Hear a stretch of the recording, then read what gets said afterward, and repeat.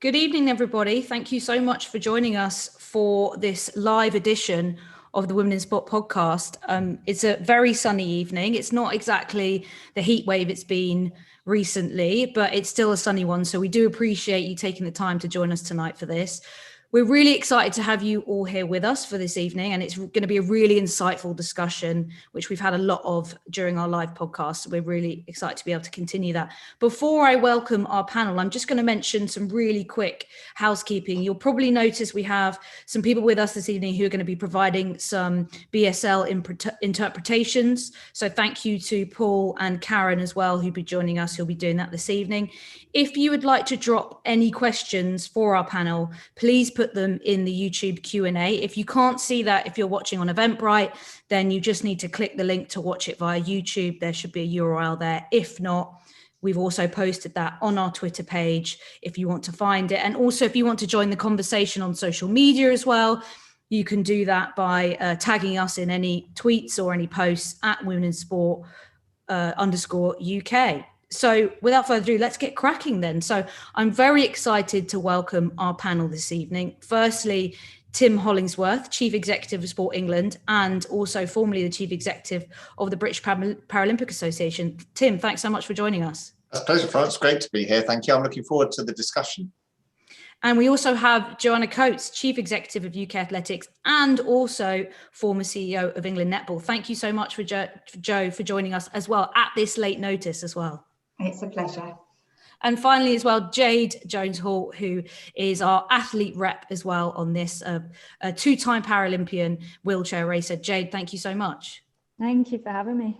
And we will be joined later on by Alice Deering, marathon swimmer and Tokyo 2020 athlete. She is just finishing up her allotted quarantine swimming session, which unfortunately is at this exact time, but she'll be joining us straight from the pool to join the conversation shortly. So yeah, we will be hearing from Alice as well. So welcome everyone. Thank you for joining us. I guess to kick things off, to sort of set the scene a little bit, Women in Sport did some research in 2018 about the media coverage of women's sport. And we found that at times there is little as 4% of media coverage. We know now that looking at newspapers, looking at radio, TV coverage, things have got better, but it's still not consistent. We've seen records broken for major events, World Cups, things like that. But we're still not seeing major breakthroughs when it comes to consistent levels of visibility for women's sport. And we know from our work, from others, that visible role models inspire participation. And that's why it's so critical and important. So firstly, I want to kick things off with you, Joe, because I want to take you back to 2018, a huge historic moment for netball. And one where I think many people watching this will remember it well, where England won the gold medal in the Commonwealth Games netball tournament. And I wanted to ask you what it was like before that in terms of visibility, media coverage, commercial interest, and what it was like after that moment and how things changed. Yeah, I think anybody that's worked in women's sport for quite a few years, and I'm certainly one of them, I think we all had plans before great moments like that happened in any of our sports. So we'd all planned for those great moments. And I think that's really important, that when people look back, they don't just think things like that happened and then we all had to suddenly react. We'd all worked really hard before that time to try and get the exposure up of women's sport. And certainly by 2018, you know, that level of interest was there. But certainly when you have a moment like that, which is live on television, broadcast around the world, obviously more so in Commonwealth countries, the sport literally changes overnight, because you go from fighting to be in the newspapers to suddenly being on the front pages of a lot of newspapers. So before that moment, we'd worked really hard and we'd got the sport to a point that we were pleased with. Post that moment, it suddenly exploded. But I think as well, we had planned for that moment. We'd planned for what if we win gold. We'd planned for what if we win silver. We'd planned for what if we bomb out completely. So we had a plan in place which meant that we could really kick on from that point. And I think you've seen that the sport has done that. So we'd made sure that there was a great event structure in place. We'd made sure that we had those connections with the media. And so I think the sport from that point really did kick on. Obviously, there can be more that can be done, but those big moments, they really do catapult you to another and quite extraordinary place, actually. Yeah, Tim, I mean, you must have experienced similar when you were CEO of the British Paralympic Association, because you have to harness those big moments. You know, Commonwealth Games is also every 4 years, and you really have to ride the wave. So were there any particular ways that you tried to do that in your role and thought, right, this is critical for us to make the most of this opportunity? Absolutely. I think there's parallels actually in the experience of women's sport, and netball being the best example as a women-only sport, and Paralympic sport, and the way that people perceive it, which is the general day-to-day visibility is not there, and therefore you have to really make sure you seize the moments. And obviously the Paralympic Games is the great every 4-year moment for that. But prior to London, it was largely something that was considered as not something that actually people were hugely aware of. I mean, some of the stats that we had going into the years before 2012 demonstrated that. So one of the most important lessons of London was visibility in its true sense, which is just awareness, just understanding, just appreciation, well before you get to participation or what drives it. It's just that actual understanding and ability. And I think particularly it'd be interesting to hear Jade's perspective as an athlete, but we were very conscious that one of the jobs that we had to do was to get people to understand the existence of some of the sports and the basis of the competition, so actually the impairments that were involved, what they actually demonstrated about what was possible. That was the great narrative around the Paralympic Games for us. It was about the sport and the competition, but it was also about what it told us about what's possible and about ourselves. And if people realize that, then suddenly the visibility becomes a lot more meaningful, because actually people then are starting to think about it in a different way. So I know definitely London 2012's Paralympic Games was all about visibility when it came to the competition. But it was about creating that platform then. We banned the word legacy from London because there was no legacy to be had, because there wasn't really a starting point for that.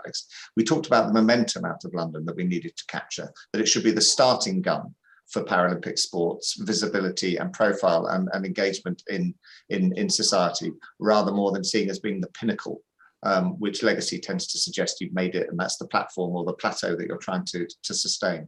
But I think what's really interesting, what I've thought about a great deal, both in that role and particularly now, is the link that you can make from that to participation. And I'm looking forward to having that conversation, because I know what you mean when you said the fact that visible role models inspire participation.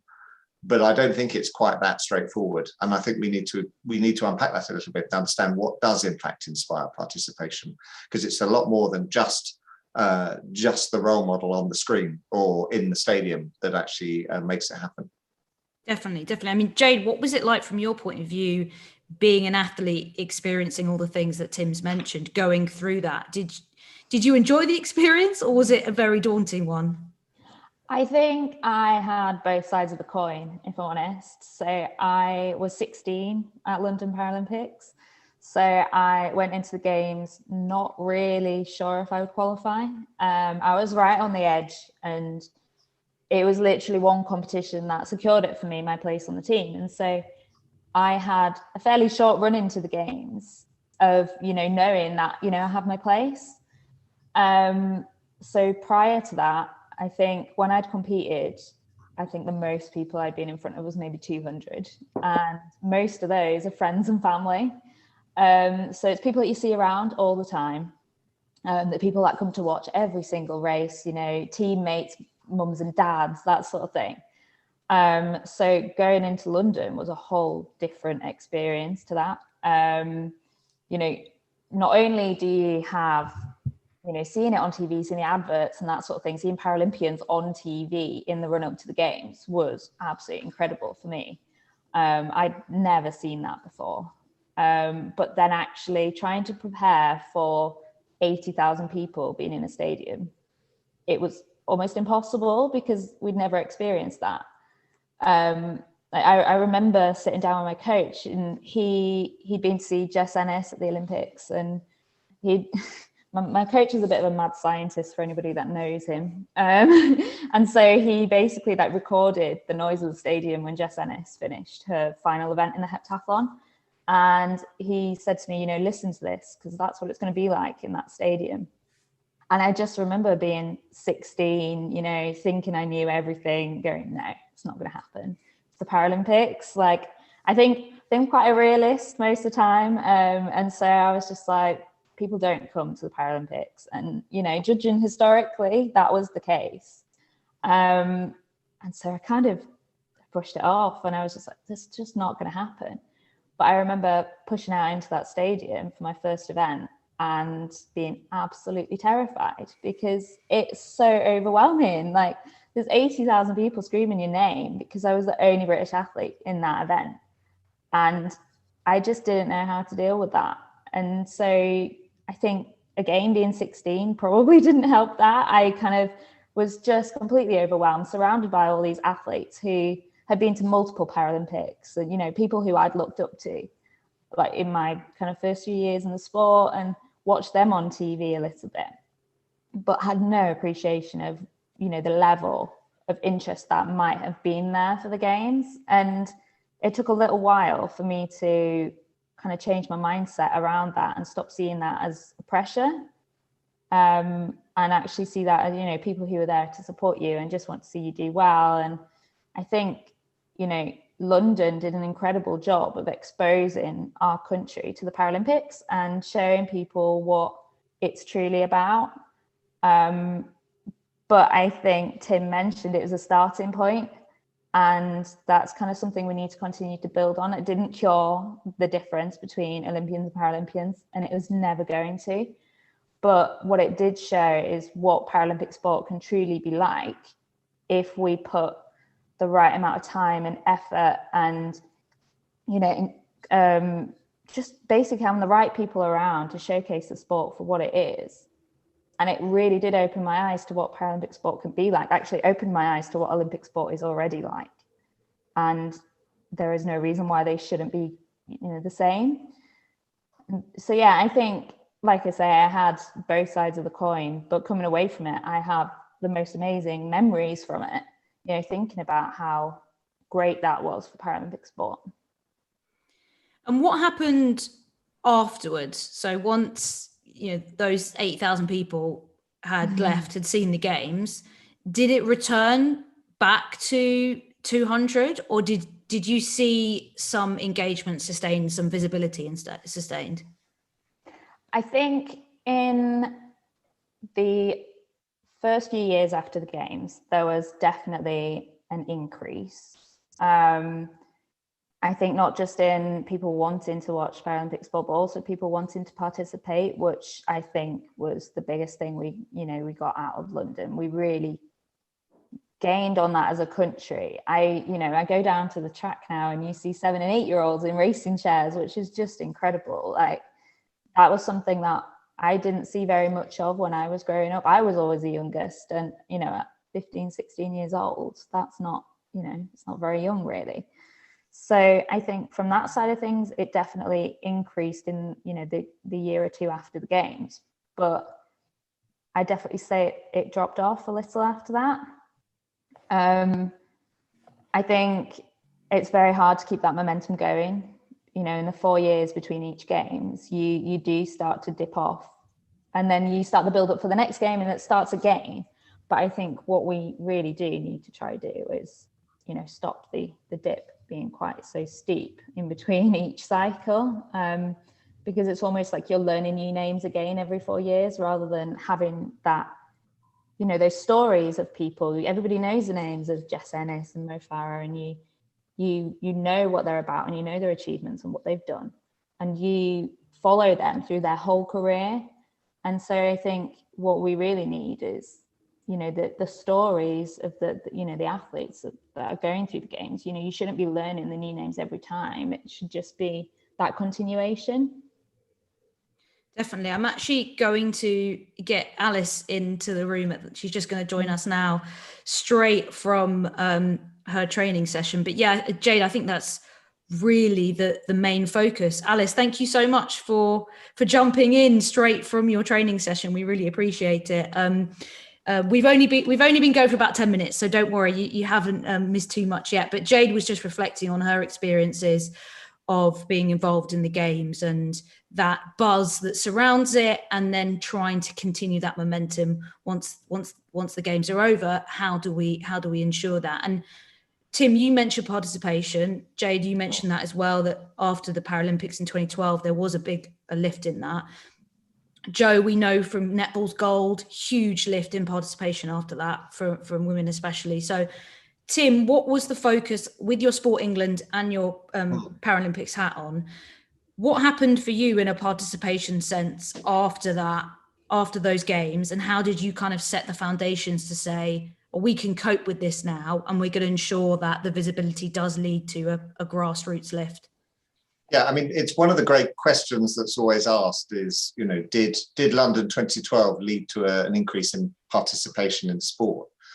And I think it's the wrong question if you ask it only about that. Actually, if you actually say what was the impact of London 2012 on sport in this country, it was quite profound in my view in lots of ways. The way that we identify now its potential to impact on people's lives, the way that actually, particularly in the context that I saw it then, as I say again, the people's awareness of the Paralympics was a huge step forward to build on where we are now, which is 9 years on, an understanding of the sport and its potential and its possibility. I went to a school this morning, actually quite conveniently, where I saw two of the more genuine benefits of having a games. There's one, Jazz Carlin, who swam brilliantly in Rio for Team GB and won 2 silver medals, I think it was, Alice, there. Jazz was with us this morning. It was a moment of inspiration for some kids in a primary school in East London, with a stone's throw from the park where 2012 happened. And it actually wasn't about trying to get those kids to swim. It was about getting those kids to understand the potential in themselves and actually the fun and the health and the well-being that could flow from some activity in their lives. And Jazz was brilliant at that. But there was this assumption that Jazz winning 2 silver medals in Rio or Jess Ennis winning her medal in London would automatically lead to kids wanting to go and do that. And I think that's quite a misplaced idea, actually. And we should be much more about just getting kids to think about being active, playing a sport, realizing the benefits of their lives, and hearing from people who can tell that, like Jazz did. The other thing was the kids were playing sport as part of their sort of routines. Why I was there, because it was sort of pre-Tokyo event, and there was goalball and there was boccia as 2 of the sports, which are Paralympic sports, and they weren't disabled kids that were playing it. It was just an inclusive session. And that's because since London, those sports have become embedded and ingrained as being an opportunity for people to play. So I think where we should frame the debate about participation, I'm going to come on to my exception, is where actually it's much more about people thinking about the benefit to themselves of being active, rather than thinking it will be a direct linear line from somebody doing well in athletics to people wanting to go out and do sprint hurdles, for example. I don't think it's as simple as that. The one place I would say you can have exceptions is to spare Joe's blushes and talk about where a sport actually organises for that greater visibility and awareness than being accommodated. And netball did that brilliantly, actually, more around the World Cup the following year than perhaps the Commonwealth Games win, although that was a massive catalyst. So it's not only about the desire that that visibility can bring in someone to have a go at a sport. It's then what's the possibility of that in their lives? Where's the opportunity? And actually, how can we sustain that momentum by making it a fun and enjoyable experience? And we've got better at that now, but that's still where the gap is. And I think that's where many sports have still got to catch up, the likes of netball, in understanding that it's not just enough to exist and then have the games happen and then expect people to go and play it. You've actually got to make it inclusive, you've got to make it fun, you've got to make people want to return, and you've got to make it right for them in their lives. And I think netball did that brilliantly with things like Back to Netball and some of the other programs that they ran. So it wasn't only about young people, however important that was. It was about everyone. So I think we need to think about the question you asked really carefully, which is, does it inspire participation? Yes, but if you don't think it's just a linear leap from someone watching someone in a pool thinking, I now want to swim for the rest of my life. Because when we think it's that, we're almost doomed to failure. Yeah, no, I definitely agree. Jo, I don't know if you want to add anything in terms of your experience with what Tim mentioned about that sudden spark and lift in participation for netball, which has always obviously been a huge participation sport for women, but has maybe had these sort of dips and plateaus. So how do you sustain that when you're still trying to provide courts and gyms and access, which, you know, if they don't have that, they can't participate in the first place? Yeah, I mean, I don't want to sound incredibly boring, but it's about actually having a proper plan. So we knew that moment where we engaged with a country, and you're right, Tim, I think we took learnings from 2018 and in 2019 when we hosted a World Cup. We took some learnings from that. So even before the World Cup started, we'd already geared up our clubs, we geared up loads of leisure facilities.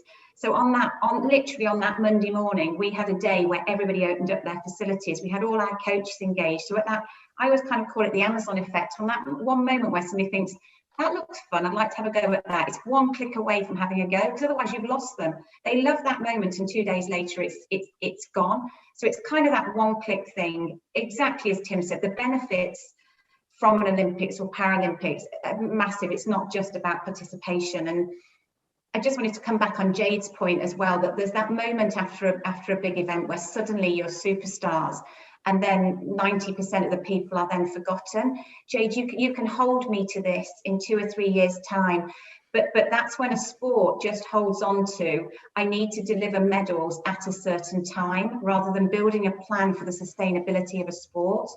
And what we've just done in athletics, and we'll be launching on July the 13th, is a plan for 12 years.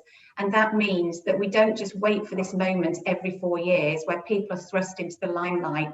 You build a plan that says, during that time, there are other times where you engage. Let's do loads of things around social media, around our athletes, and build up those role models so they become household names. So when people see them, they go, oh, I knew about that person. And it's building that holistic plan for a sport that you have to do.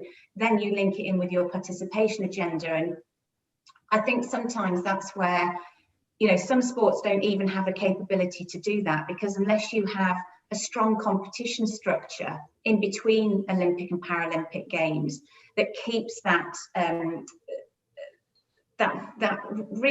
visitor to your sport engaged, it's very difficult to build that, very difficult, because you are just waiting on these 1 or 2 moments. Athletics has an amazing opportunity to do it now, an amazing opportunity.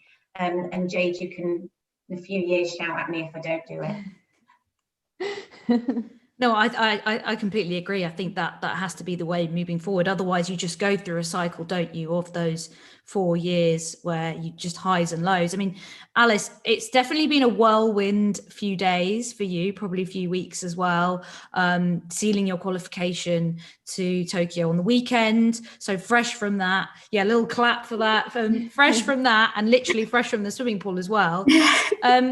So what's it, I mean, I asked Jade a similar question about what it was like as an athlete in London and in Rio, sort of that spotlight that shone on you, but you've had quite a lot of attention even in the build up to the games where you haven't even got there yet. So what's that been like for you, experiencing that?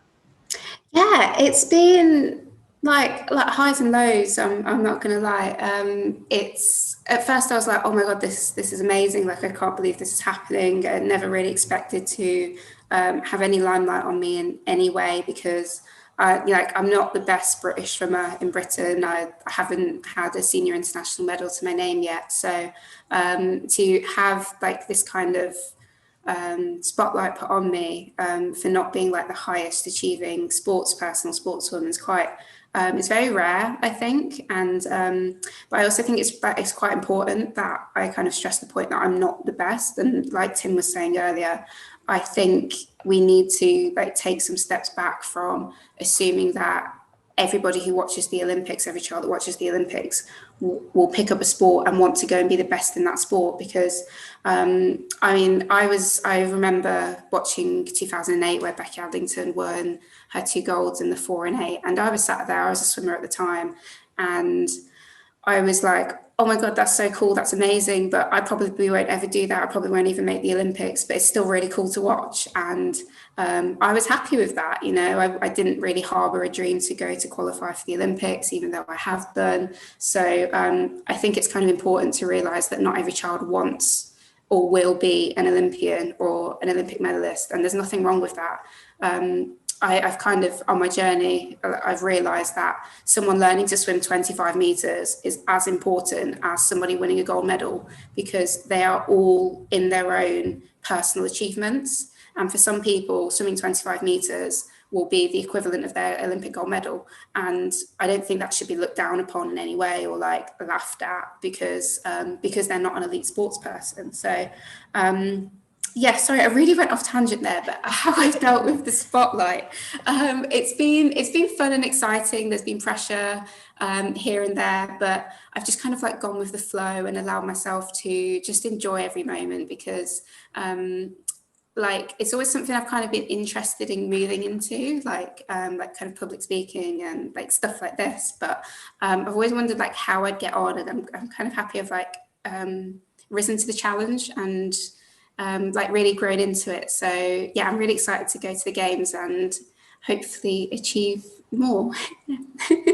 Yeah, well, we're all very excited to see how you get on as well. I mean, we've talked a lot about participation, so maybe leaning more on the visibility, media coverage, commercial side of things. Jo, looking ahead to a very busy summer, obviously, for UK athletics, how do you see the women in the team, who are some of the biggest names really in Team GB? How do you see them playing a part in really raising the profile? And are there any plans that you've worked with them on really kind of harnessing that moment and visibility to say, right, let's kind of uplift these women stars? Yeah, I think athletics it's very different from a team sport, where you tend to be trying to promote a team and most of the people within a team. So, I mean, with athletics, you're absolutely right. Some of our top stars are women. In fact, quite a lot from the Olympic and Paralympic. Our true medal hopes are a lot of women, I have to say. And within there, you've got kind of different scales of current fame, if you like. So I think, you know, Dina, she's a superstar already. Dina has, you know, she can get coverage, she gets cut through across all different types of media, because she is at that superstar level already. So where we can help her, really, we can do some stuff for her, but she gets that cut through. For me, it's those that aren't at that superstar level where we need to help them post the Olympics. And again, we've started to do that already by launching different stories about certain athletes through our social channels. So we've already started to look at that. What we don't want it to be is a sudden reaction when we come out of the back of the Olympics and the Paralympics. It shouldn't be that. We should know what stories we want to cover now and start building up the profile of those athletes and covering those stories now. My hope is, and it's quite interesting to hear what Alice said about her now being kind of like this star, is how can we also help athletes through their own channels so that they maintain their own stardom, if you like, rather than it always being the governing body, because you do tend to find that people engage with the stars, they don't really engage with us as much. So they want to know more about what these women are doing outside of their sporting lives, and they want to know more about them as people, and they are the best people to tell those stories. So I think we're going to do a lot more when we're doing this Tokyo reset. We're going to do a lot more with the induction of our athletes who come onto our world-class performance programs, both from Olympic and Paralympic, about how they can use their own status to help themselves. I think that's really, really powerful. So yeah, I suppose those are some of the things that we're going to be doing. It is quite interesting, athletics, because as I say, once you get to that certain level, you will have an agent, you will have PR people around you, and then we as the governing body probably have less input. So it's the level of athlete at which we really need to help and support. Yeah, and it's that the visibility of events as well, because these sports don't just pop up every 4 years and exist. You know, there are other events happening all year round, but we as consumers may not really hear that much about them. So how can they be elevated to ensure that people are hearing about, I mean, most people know Dean Smith 365 days of the year, but hearing about some of the other women athletes within the UK Athletics and British Athletics group, not just on their TVs in the summer, but all the time? How do we kind of ensure that? Yeah, I mean, we need to work a bit harder with the way that we promote things like the Diamond League and the World Indoor Tours, etc., because the content is out there. It's quite a topical debate, actually, because it's in some of the press today that our Olympic trials will not be on the BBC for the first time. It's mainly because we're out of contract with the BBC, but we've actually taken the option of us owning the content for this and actually putting it out across YouTube, because we think that audience of 2 billion users, we hope to engage with a much younger audience, and we can put out all 22 hours of content rather than how currently broadcasters tend to just showcase the superstars and don't show the rest of the events.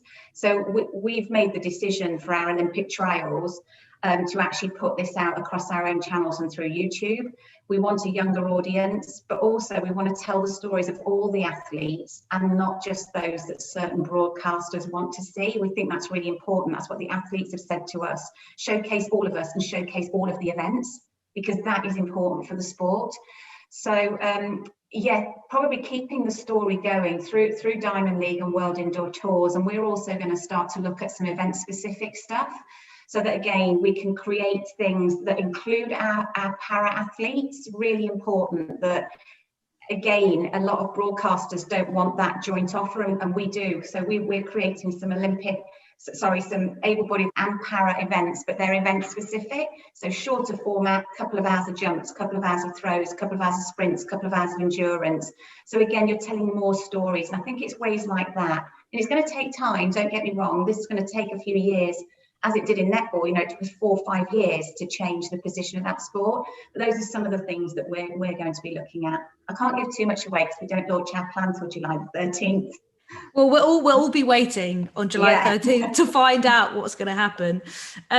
Tim, I guess more with your multi-sector hat on, I want to ask you about the more legacy in media coverage, really, because what we've heard a lot about around BBC Sports Personality of the Year is always a massive lack of nominations of women and women winning the prize overall. So from kind of looking from both sides of your experience, why do you think these summer games and the huge profile that they create aren't therefore, you know, a major national award like that isn't necessarily kind of having that impact, and even on the biggest stage they can't push through that final kind of barrier of national recognition in a way? Yeah, I think that this is a question that ultimately we need to be getting broadcasters to answer, you know, because they're the ones who determine their content. But I think it's a really interesting, it links to the point that Joe just made around how they're choosing to use their content, is that there's quite a traditional mindset about what sport is on the mainstream channels, and therefore that manifests itself also in what Sports Personality of the Year is all about, because it's driven in part by that coverage. I mean, it's I can remember the one, I think it was the year Mark Cavendish won it, and I think it was probably around 2013, I can't quite remember, or 14, but there was an all-male shortlist for the Sports Personality of the Year. And it was remarkable how unquestioned that was at that point, when there'd been so many fantastic performances. So from my point of view, it's the need to do two things. It's one, to think differently about the nature of the presentation of the sport. I mean, we had the same question about you know, parasport, and actually the representation of disabled athletes and Paralympians, you know, at games time around Sports Personality of the Year. And I genuinely think that something like that shouldn't be given too much attention, but it's about how the historic traditional way of covering sport influences that sort of decision making about who the people should be that are selected, versus new and innovative ways of covering sport that then create new and innovative audiences and new and innovative ways of doing things. So I don't know the simple answer to your question about how we get more women, how we get more para athletes, let's just use a greater diversity to the choice for Sports Personality of the Year. None of which is to decry the achievements of the non-disabled males that are playing sport and getting the recognition. But I think it's about it goes back to the point about visibility, in media terms and generally in people's mindset about what high performance sport in this case is and should be. Jade and Alice, wanted to ask you, someone's asked a question about non-traditional sports, and obviously a lot of the Olympic and Paralympic events are non-traditional, especially in the UK, where we obviously have a certain few sports that absolutely dominate media coverage. So from your experience as athletes, what do you think the sector and all the various stakeholders, whether it's the broadcast themselves, radio, sponsors, brands, what would you like to see them do differently in order to support athletes who are within those non-traditional sports? Jade, I don't know if you want to jump in first. Yeah, I think I will always come from a disability sport perspective, just because that's my world and that's what I'm exposed to. But I think one of the biggest things for me, whenever I watch the coverage or the little coverage that we have of Paralympic sport on our TV, is that there isn't often disabled presenters or disabled pundits, people who know the sport, who can look at it and break down technically things that are happening within that event at that time. And so I think that is something that is very easy to fix, but would make such a huge difference to not just the way that athletes are portrayed and, but the insight that the viewers will get to the sport. If you have someone sat interviewing and presenting who really know the sport inside and out, you can teach those people who are watching about Paralympic sport so much more. So Tim mentioned earlier about, the difficulties that Paralympic sport faces with, different impairments and different classifications, which is obviously very complicated for those that are not involved in the sport directly. But if you have those people on the screen explaining it who are involved in it, it makes it a lot easier to understand. And so I think that's such a very easy and very big way that, Paralympic sport could be impacted. Again, it all comes down to visibility. It is always visibility. We all know the phrase, if you can see it, then you can be it. Like it's huge at the minute, but it's so true, and I think it impacted me massively when I was younger. I didn't start Paralympic sport until I was 12, and actually didn't do any sport up until that point because I didn't see disabled people doing sport. And so I think having those role models right there or on your TV, in the media, getting the big sponsorship deals, that makes a huge difference. So I met Tanni Grey-Thompson when I was 12, and that was the first time I'd ever really been exposed to Paralympic sport. I'd never seen it on my TV, which is just crazy. That was in 2008, and I hadn't seen much of Paralympic sport. And, I think about that now, and it blows my mind. And I think what we really need to do is, I was saying earlier, stop the dip between, the games. We need to be showcasing the World Championships, the European Championships, all events in between the games, to keep the flow going, to keep people interested. We spoke about how after a games you get this uptick and people are so interested, but people are so busy in life, and that interest disappears very quickly if, there aren't constant reminders of this is going on. These people are competing all year around. And I think there's often a narrative around games time, which is like, oh, this person's come out of nowhere. But actually, if you look back at it, people have never come out of nowhere.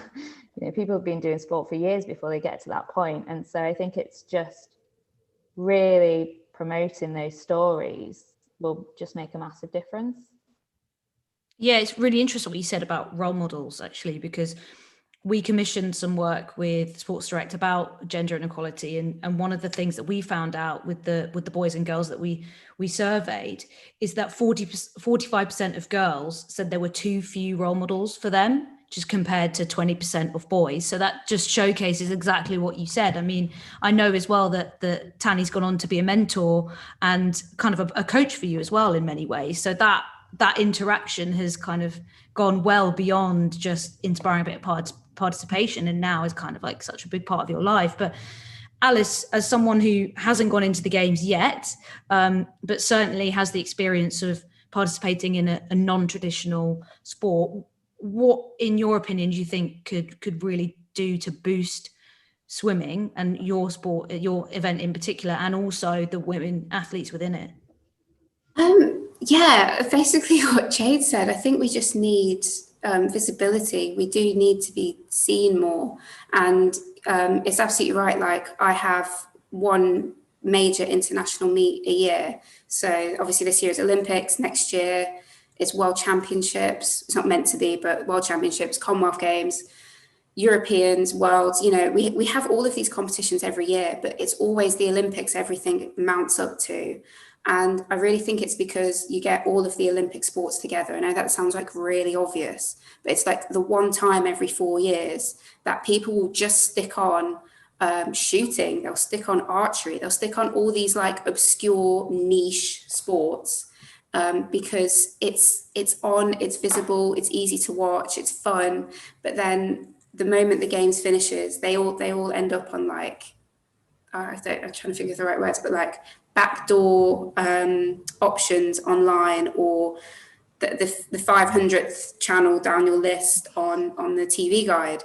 And then we're sat here wondering why, like, oh, like, where did they come from? Like, all of a sudden they've came out of nowhere. But no, they were world champion in 2015, world champion 2017, and they're now Olympic champion come 2020. So no one in their sport is surprised, but like, as viewers, you are, and then you hook on that story and then it's gone. So it's just I've got very ideal views, and I know it's quite naive, but I don't know if we could get more sports together, joint like that. Like, I think in 2018 we did the European Games in Glasgow. I don't know if I'm calling it the right thing, but I'm pretty sure they got swimming and athletics there together, and I felt like there was a good hype around that. There was good vibes, definitely in Britain anyway, and especially because it was a home competition. But I don't know if there's any way of international governing bodies to join with other sports more. So we keep the president on the Olympics because obviously that is the peak and the pinnacle of Olympic sports, because they're Olympic sports. But if we can get other sports together, kind of working as a team more, I think that would just heighten the whole course so much more, instead of having it dip for 3 years and then literally over 4 months, 2 months before, 2 months after the games, everything like happens for athletes. And then it's no wonder there's such a thing as the Olympic blues, because you come out of it and everything, or I don't know, but I've definitely heard about it, so I'm definitely preparing myself for this. But you come out of it and everything dips. And it's quite a sad thing for an athlete, because obviously you've just done one of the most amazing things of your life, and then you just kind of crash back down to normality. And I just think it's such a shame something like that exists, whereas we could just keep riding the high and keep Olympic sports like relevant, apart from like keep it relevant 4 years round, not just for a month. Yeah, Jo, we've definitely seen a bit of that sort of tag teaming that Alice has mentioned in women's sport, with governing bodies teaming up. So is that something England Netball did, and how did it have a massive benefit by teaming up with any others? Yeah, we did. We there was that moment in time where there was 3 years and there were 3 consecutive Women's World Cups. So there was cricket, hockey, and netball. And yeah, we worked together, and actually it was really successful. I'm not going to lie, it really was. It brought a huge amount of investment into all 3 sports, and the way that we cross-promoted worked so incredibly well from a ticket sales perspective, but also just the content meant that you were taking 3 stories every time you push something out rather than 1. So it was really successful. And Alice, there are discussions going on about sports joining forces to try and again make that content richer if there's an accumulation of content. I mean, I do think one of the things, and I don't want to be negative about this, but it comes back to my point that some of the smaller sports that don't have regular competition, that sit outside of the Olympics and Paralympics, it's very, very difficult for them to keep telling the story, because ultimately, you know, broadcasters come back to numbers, they come back to how many people watch it. And lots of people will tune in and watch the Olympic and Paralympics because they're cheering on a country. When it suddenly then becomes just that sport competition, the return on investment for broadcasters isn't enough. And that's why we need to find different ways of showcasing sport using different channels, you know, moving onto YouTube, because you will engage with a younger audience. And it just means that if TV don't think you're relevant, you go and find a relevant audience somewhere else. And there are lots of talks going on with combining sports to achieve some of that. And I do think that would help in the women's space. I really think that would help. Jo, someone has actually specifically asked in the chat about where they can watch the events, the trials this weekend. So I presume it's probably across the British Athletics social media channels is probably the best place to go, or? It's at British Athletics, so it's on our channel, but it's also on the YouTube channel as well. So if you go into YouTube and just put in British Athletics Olympic trials, you'll be able to see all 22 hours of competition. So that's everyone's weekends. Everyone's sorted. Weekend. Get some snacks in. Yeah. Tim, tell all your friends. Yeah, tell all your friends. Yeah.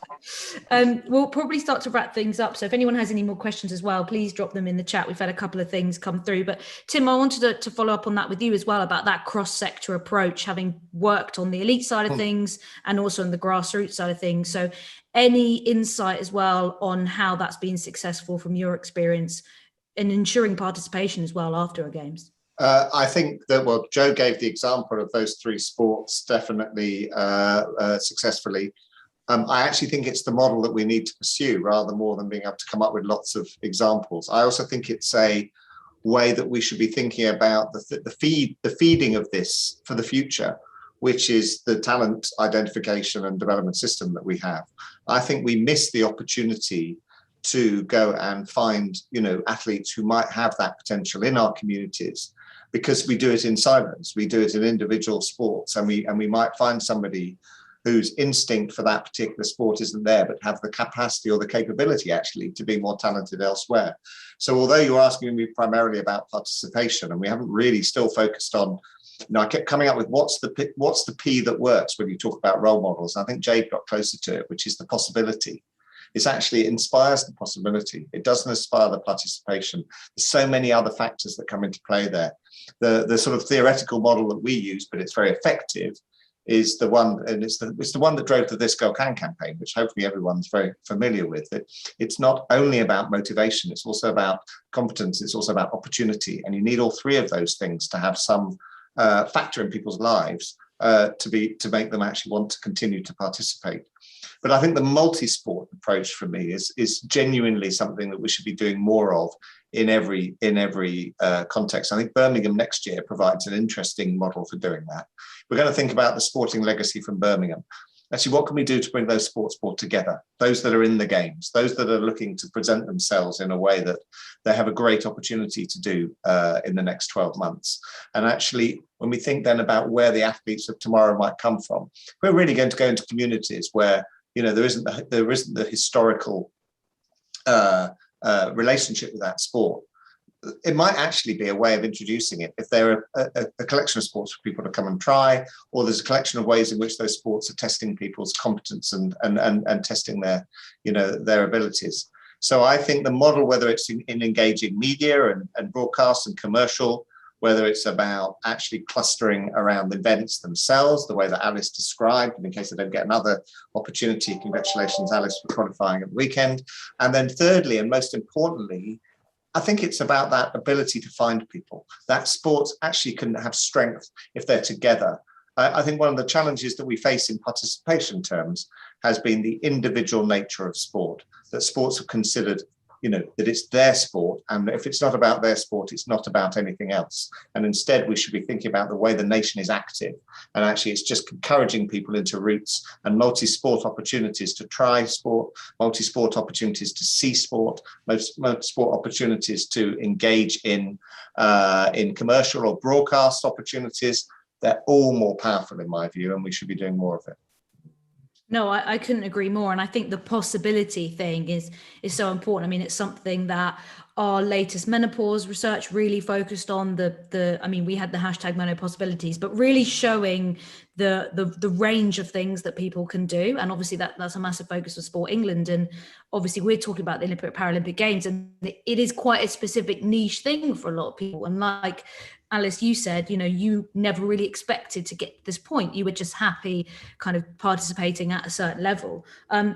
Someone's asking the question about balancing competing versus the media and how do we balance competing versus media showcasing athletes versus protecting athletes' mental health? Maybe let's start with the athlete perspective. Jade, as someone who's been through the games, how did you kind of experience that? And did you feel like you had a good balance, a bad balance? I think it's a difficult one to get a balance, because I think as an athlete, there is an assumption that you want to be a role model for your sport, or you want to be in the public eye, or, when actually for most people, that's not why they do sport. You do the sport because you love the sport itself. And so being thrown into this arena where there are tons of cameras and almost this expectation on you to promote a sport, that can be quite daunting the first time you go through that. And so I think there's a lot that we can do to prepare our athletes for that when they're heading into the games, making people aware that is going to happen, and, just being prepared to represent your sport in the best way that you can, because I know most people involved in sport, all they want to do is shout it from the rooftops and get everybody else involved if they can. And so I think you just try and encourage people to do that in the best possible way. But yeah, I did find it difficult, the media attention and that side of stuff to begin with. I said earlier that Paralympic sport doesn't get that very often, and so it's a big adjustment when you show up to a Paralympics. But it was one that I kind of really wanted to make the most of, because I am aware that the Paralympics are so different to any other disability sport event, which is a shame, but that is the way it is. And so ultimately, in order to bring our other competitions to a level, we need to be taking those opportunities at the games, making those relationships with the media and making those relationships with brands in order to prolong the boost that we get from the games, and just try and keep that going. So I think, yeah, it was difficult, but I was very aware of trying to kind of promote that and take that as best as I could, and just in my stride. Yeah, Jo, anything in particular that British Athletics are doing, I guess, to find that perfect balance in that way? If I'm going to be absolutely honest, I don't think we are working with our athletes enough to help them when that happens. And again, this is probably a bit of a learning curve for me, because when you have a team sport, you'll know in a team there will be always 2 or 3 that you can put in front of a camera and they love it. And that's all they want to do. And actually they want to go off and be media pundits when they've left, and they love it. And so the others that don't particularly want to do it, they don't have to, and they can kind of not have to do that bit. And I think the thing now coming into an individual sport is people, exactly as Jade said, they look at sports people and they think, well, they must be really outgoing and really confident because they can go and perform on that stage.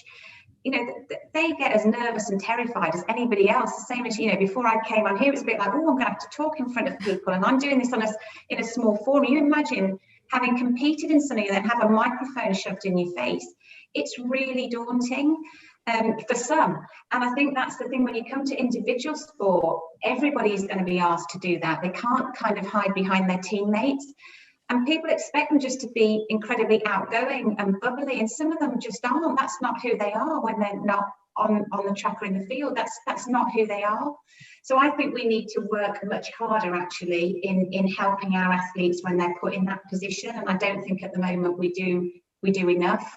It's one of the things we really want to change through the new induction process, is to help our athletes around how they handle the media, around how they work their own social channels, etc., so that potentially they don't get into bother a little bit further down the road in their career, or they utilize their channels. So I don't think we do enough of it, but it's something we absolutely want to do more of. But people shouldn't have an expectation that elite athletes are these gregarious people that suddenly can switch into these media stars.